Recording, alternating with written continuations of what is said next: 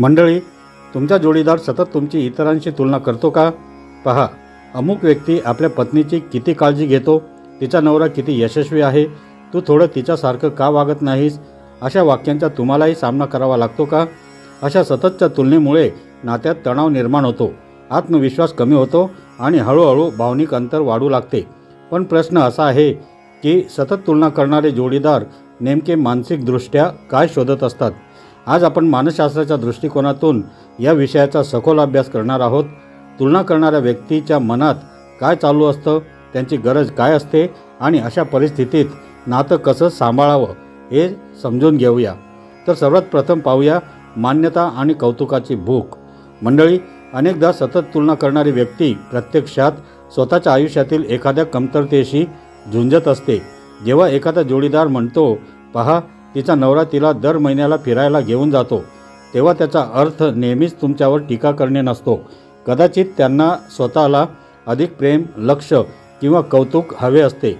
मानसशास्त्र सांगते की प्रत्येक माणसाला स्वीकार आणि मान्यता हवी असते. जेव्हा ही गरज पूर्ण होत नाही तेव्हा व्यक्ती अप्रत्यक्षपणे तुलना करून आपली अपेक्षा व्यक्त करू लागते. अनेक लोकांना स्वतःच्या भावना स्पष्टपणे सांगता येत नाहीत, त्यामुळे ते तुलना हा मार्ग निवडतात. त्यांच्या मनात असलेला खरा संदेश असा असतो, मला अधिक महत्त्व दिलं जावं, माझ्या गरजांकडे लक्ष द्यावं, मलाही विशेष वाटावं. तर मानसशास्त्रानुसार प्रत्येक व्यक्तीच्या मनात एक मूलभूत गरज असते, स्वतःला महत्त्वाचे, प्रिय आणि स्वीकारलेले वाटण्याची. जेव्हा ही गरज नात्यात पूर्ण होत नाही तेव्हा काही लोक थेट आपली भावना व्यक्त करण्याऐवजी तुलना करण्याचा मार्ग निवडतात. उदाहरणार्थ, एखादी पत्नी सतत म्हणत असेल, पहा तिचा नवरा तिला किती वेळ देतो, तर कदाचित तिचा खरा हेतू नवऱ्याला कमी लेखणे नसतो, तिला फक्त अधिक वेळ, प्रेम आणि लक्ष हवे असते. अनेक व्यक्तींना आपल्या भावनिक गरजा स्पष्ट शब्दात मांडता येत नाहीत. त्यांना भीती वाटते की समोरची व्यक्ती त्यांना समजून घेणार नाही किंवा त्यांची मागणी स्वार्थी वाटेल. त्यामुळे ते इतरांचे उदाहरण देऊन अप्रत्यक्षपणे आपली अपेक्षा सांगण्याचा प्रयत्न करतात. सतत तुलना करणाऱ्या व्यक्तींच्या मनात अनेकदा माझ्याकडेही लक्ष द्या, मलाही महत्त्व द्या किंवा माझे कौतुक करा अशी भावना दडलेली असते. त्यामुळे तुलना ऐकताना शब्द फक्त शब्दांवर न जाता त्यामागील भावनिक गरज समजून घेणे महत्त्वाचे ठरते. दुसरा आहे असुरक्षितता आणि कमी आत्मविश्वास. मंडळी, तुलना करण्यामागे असुरक्षितता हे खूप मोठं कारण असू शकतं. ज्या व्यक्तीला स्वतःच्या मूल्याबद्दल शंका असते ती सतत इतरांकडे पाहून स्वतःचं मोजमाप करत राहते. अशा व्यक्तींच्या मनात अनेकदा विचार असतो, मी पुरेसा चांगला आहे का? माझं आयुष्य इतरांसारखं यशस्वी का नाही? लोक मला कसं पाहतात? ही असुरक्षितता नंतर जोडीदारावर प्रोजेक्ट केली जाते. त्यामुळे तुलना ही प्रत्यक्षात तुमच्याबद्दल नसून त्यांच्या अंतर्गत संघर्षाबद्दल असते. जितकी असुरक्षितता जास्त तितकी तुलना अधिक. नंतर अनेकदा तुलना करण्यामागील मुख्य कारण म्हणजे स्वतःबद्दलची असुरक्षितता. ज्या व्यक्तीचा आत्मविश्वास कमी असतो ती सतत स्वतःची तुलना इतरांशी करत राहते. अशा व्यक्तींना वाटत असते की इतर लोक त्यांच्यापेक्षा अधिक यशस्वी, सुंदर, बुद्धिमान किंवा आनंदी आहेत. ही भावना त्यांच्या मनात न्यूनगंड निर्माण करते. जेव्हा एखादा जोडीदार स्वतःबद्दल समाधानी नसतो तेव्हा तो नकळत आपल्या जोडीदाराकडेही त्याच नजरेने पाहू लागतो. उदाहरणार्थ, एखाद्या पुरुषाला करिअरमध्ये अपेक्षित यश मिळाले नसेल तर तो इतर यशस्वी जोडप्यांकडे पाहून स्वतःच्या नात्याची तुलना करू शकतो. त्याला वाटू शकते की त्याचे आयुष्य काहीतरी कमी आहे. मानसशास्त्रात याला प्रोजेक्शन म्हणतात. म्हणजे व्यक्ती स्वतःच्या असुरक्षित भावना इतरांवर टाकते. त्यामुळे तुलना करणाऱ्या जोडीदाराच्या वागण्यामागे अनेकदा त्यांचा स्वतःचा अंतर्गत संघर्ष असतो. जितका आत्मविश्वास कमी तितकी तुलना जास्त दिसून येते. तिसरा आहे नियंत्रण ठेवण्याची मानसिक गरज. मंडळी, काही वेळा तुलना ही नियंत्रणाचं साधन बनते. जेव्हा एखादी व्यक्ती सतत म्हणते, इतरांचे नवरे असे करतात, इतरांच्या बायका तसं करतात, तेव्हा ती अप्रत्यक्षपणे तुमच्या वागणुकीत बदल घडवून आणण्याचा प्रयत्न करत असते. मानसशास्त्रानुसार काही लोकांना नात्यात नियंत्रणाची गरज असते, कारण त्यामुळे त्यांना सुरक्षित वाटतं. त्यांना वाटतं की तुलना करून ते समोरच्या व्यक्तीला प्रेरित करू शकतात. पण प्रत्यक्षात याचा परिणाम उलट होतो. प्रेरणा मिळण्याऐवजी व्यक्ती दुखावली जाते आणि नात्यात कटुता वाढते. काही लोकांना नात्यात परिस्थिती आपल्या नियंत्रणात असल्याची भावना हवी असते. त्यांना वाटते की जर गोष्टी त्यांच्या अपेक्षेप्रमाणे घडल्या तरच नातं सुरक्षित राहील. त्यामुळे ते तुलना करून जोडीदाराच्या वागण्यात बदल घडवून आणण्याचा प्रयत्न करतात. उदाहरणार्थ, इतरांचे नवरे बायकोला मदत करतात किंवा इतरांच्या बायका घर अधिक चांगले सांभाळतात. अशी वाक्ये अनेकदा प्रेरणा देण्यासाठी नसतात.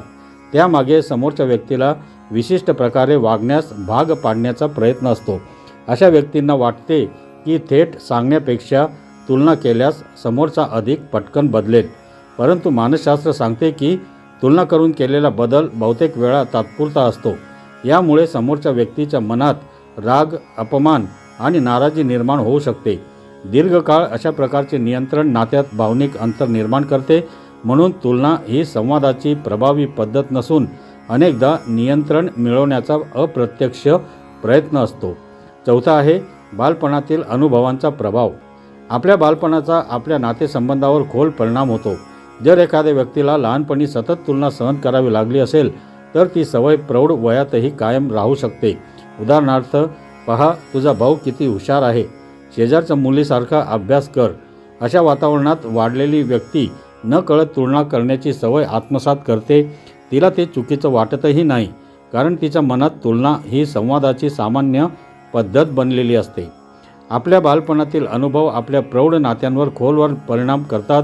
जर एखादी व्यक्ती अशा वातावरणात वाढली असेल जिथे सतत तुलना केली जात होती तर मोठेपणी तीही त्याच पद्धतीने संवाद साधू शकते. लहानपणी अनेक मुलांना वारंवार ऐकावे लागते, तुझा भाऊ किती हुशार आहे, शेजारच्या मुलीसारखे वाग, इतर मुलांसारखा अभ्यास कर. अशा सततच्या तुलनेमुळे व्यक्तीच्या मनात तुलना ही सामान्य गोष्ट असल्याचा समज तयार होतो.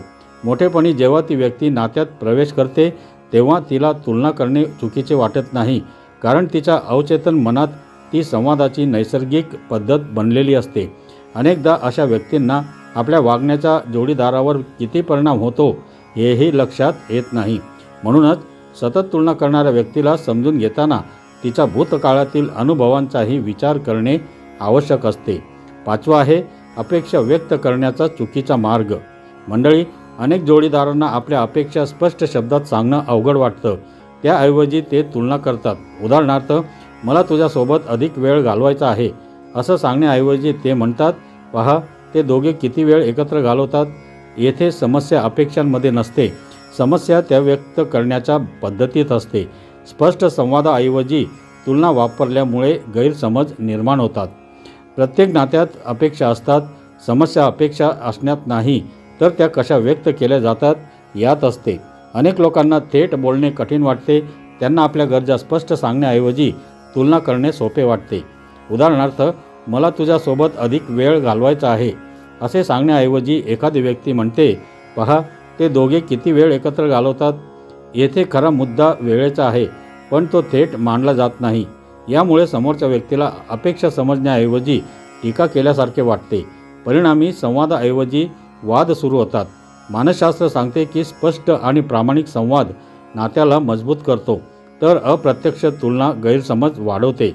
जेव्हा जोडीदार तुलना करतो तेव्हा त्यामागे कोणती अपूर्ण अपेक्षा आहे हे शोधण्याचा प्रयत्न केल्यास अनेक समस्यांचे निराकरण होऊ शकते. नंतर सहावं आहे सोशल मीडियाचा वाढता प्रभाव. आजच्या काळात सोशल मीडिया तुलना वाढवण्यामध्ये मोठी भूमिका बजावतो. लोक इतरांच्या आयुष्यातील सर्वोत्तम क्षण पाहतात आणि स्वतःच्या वास्तवाशी त्याची तुलना करतात. परिणामी त्यांना वाटू लागतं सगळे आनंदी आहेत, फक्त आपलंच नातं परिपूर्ण नाही. परंतु वास्तव वेगळं असतं. सोशल मीडियावर दिसणारी प्रत्येक गोष्ट खरी नसते. तरीही या सततच्या प्रदर्शनामुळे अनेक जोडीदारांच्या अपेक्षा अवास्तव बनतात आणि मग तुलना सुरू होते.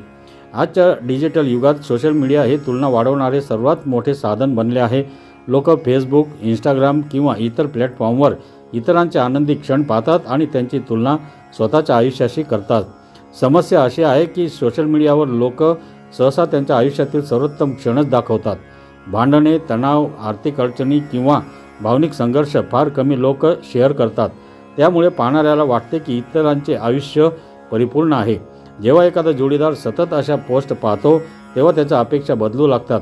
त्याला वाटते की त्याचे नाते इतरांइतके रोमॅन्टिक किंवा आनंदी नाही. परिणामी तो आपल्या जोडीदाराशी तुलना करू लागतो. मानसशास्त्रज्ञ याला सोशल कंपॅरिझन ट्रॅप म्हणतात. यामध्ये व्यक्ती वास्तवापेक्षा इतरांच्या दाखवलेल्या प्रतिमेशी स्वतःची तुलना करते आणि असमाधानी होते. नंतर आहे भावनिक जवळीक मिळवण्याचा प्रयत्न. कधीकधी तुलना ही भावनिक मदतीची हाक असते. व्यक्तीला नात्यात काहीतरी कमी वाटत असतं, पण ते थेट सांगण्याचं धैर्य नसतं, म्हणून ती तुलना करून आपली नाराजी व्यक्त करते.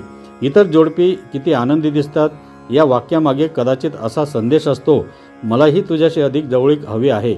जर आपण केवळ शब्दांवर लक्ष दिलं तर भांडण होईल, पण जर आपण भावनेवर लक्ष दिलं तर संवाद सुरू होऊ शकतो.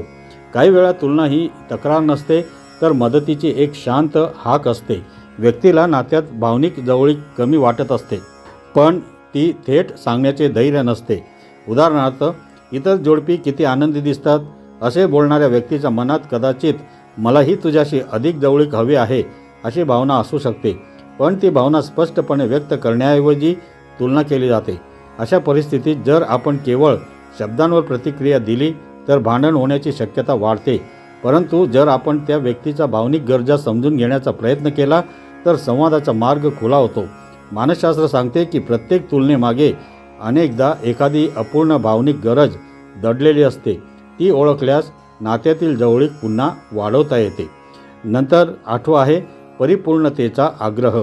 काही व्यक्तींच्या मनात आदर्श आणि परिपूर्ण नात्याची कल्पना खूप मजबूत असते. त्यांना वाटते की प्रत्येक गोष्ट निर्दोष असावी, परंतु वास्तव जीवनात कोणतेही नाते परिपूर्ण नसते. अशा व्यक्ती सतत स्वतःच्या नात्यातील कमतरता शोधतात आणि इतरांच्या नात्यांमध्ये फक्त चांगल्या गोष्टी पाहतात. त्यामुळे तुलना वाढत जाते. परिपूर्णतेचा आग्रह असलेल्या व्यक्तींना स्वतःच्या आणि जोडीदाराच्या चुका स्वीकारणे कठीण जाते. त्यांना सतत काहीतरी सुधारण्याची गरज वाटते. परिणामी त्यांचे लक्ष नात्यातील सकारात्मक गोष्टींकडे कमी आणि उणीवांकडे जास्त जाते. मानसशास्त्रानुसार परिपूर्णतेचा अति आग्रह दीर्घकाळ असमाधान निर्माण करतो, कारण कितीही चांगले आयुष्य असले तरी नेहमी कुणीतरी अधिक यशस्वी किंवा अधिक आनंदी दिसणारच. 9वं आहे सतत तुलना झाल्यास काय परिणाम होतात. मंडळी, सततची तुलना नात्यासाठी हानिकारक ठरू शकते. त्यामुळे आत्मविश्वास कमी होतो, भावनिक अंतर वाढतं, राग आणि नाराजी वाढते, संवाद कमी होतो आणि प्रेमाची भावना कमी होऊ शकते. दीर्घकाळ अशी परिस्थिती राहिल्यास नातं केवळ जबाबदारीपुरतं उरतं. म्हणून तुलना ही छोटी गोष्ट वाटली तरी तिचा परिणाम गंभीर असू शकतो. सतत तुलना होणे हा फक्त संवादाचा प्रश्न नसून मानसिक आरोग्य आणि नात्यांच्या गुणवत्तेवर परिणाम करणारा मुद्दा आहे. जेव्हा एखाद्या व्यक्तीला वारंवार इतरांशी तुलना केली जाते तेव्हा तिचा आत्मविश्वास हळूहळू कमी होऊ लागतो. तिला वाटू लागते की ती कितीही प्रयत्न केले तरी पुरेशी चांगली नाही. यामुळे भावनिक थकवा वाढतो. कालांतराने त्या व्यक्तीच्या मनात राग, दुःख आणि नाराजी साचू लागते. नात्यातील विश्वास आणि जवळीक कमी होऊ लागते. संवाद टाळला जातो आणि एकमेकांपासून भावनिक अंतर वाढते. काही प्रकरणामध्ये सतत तुलना झाल्यामुळे व्यक्ती चिंता, नैराश्य किंवा कमी आत्ममूल्याच्या समस्यांना सामोरी जाऊ शकते. म्हणून तुलना ही छोटी सवय वाटली तरी तिचे परिणाम नात्यावर खूप खोलवर होऊ शकतात. 10वं आहे अशा परिस्थितीत आता काय करावे. मंडळी, जर तुमचा जोडीदार सतत तुलना करत असेल तर सर्वप्रथम रागावून प्रतिक्रिया देऊ नका. शांतपणे विचारा, तुला नेमकं काय हवं आहे? तुला कोणती गोष्ट कमी वाटते? अनेकदा तुलना ही फक्त पृष्ठभागावरची गोष्ट असते. खाली एखादी अपूर्ण भावनिक गरज दडलेली असते. दुसरं म्हणजे स्वतःचा अपमान सहन करू नका. तुलना आणि अपमान यामध्ये फरक आहे. जर तुलना सतत टोमणे, कमीपणा किंवा मानसिक त्रास देण्यासाठी वापरली जात असेल तर त्याबद्दल स्पष्ट सीमा आखा. तिसरं म्हणजे नात्यात नियमित आणि प्रामाणिक संवाद वाढवा. जिथे संवाद मजबूत असतो तिथे तुलना हळूहळू कमी होते. लक्षात ठेवा, तुलना थांबवण्याचा सर्वोत्तम मार्ग म्हणजे स्पर्धा नाही तर संवाद आणि समजूतदारपणा आहे. तर मंडळी, सतत तुलना करणारे जोडीदार बहुतेक वेळा तुमच्यापेक्षा काहीतरी वेगळं शोधत असतात. ते शोधत असतात मान्यता, प्रेम, सुरक्षितता, भावनिक जवळीक, आत्मविश्वास आणि समजून घेणारा साथीदार. म्हणून प्रत्येक तुलनेमागे टीका असतेच असं नाही. अनेकदा ती एक न बोललेली भावनिक गरज असते. जर आपण त्या गरजेपर्यंत पोहोचलो तर नात्यातील अनेक गैरसमज दूर होऊ शकतात. जर हा व्हिडिओ तुम्हाला उपयुक्त वाटला असेल तर लाईक करा, शेअर करा आणि चॅनलला सबस्क्राईब करायला विसरू नका. धन्यवाद.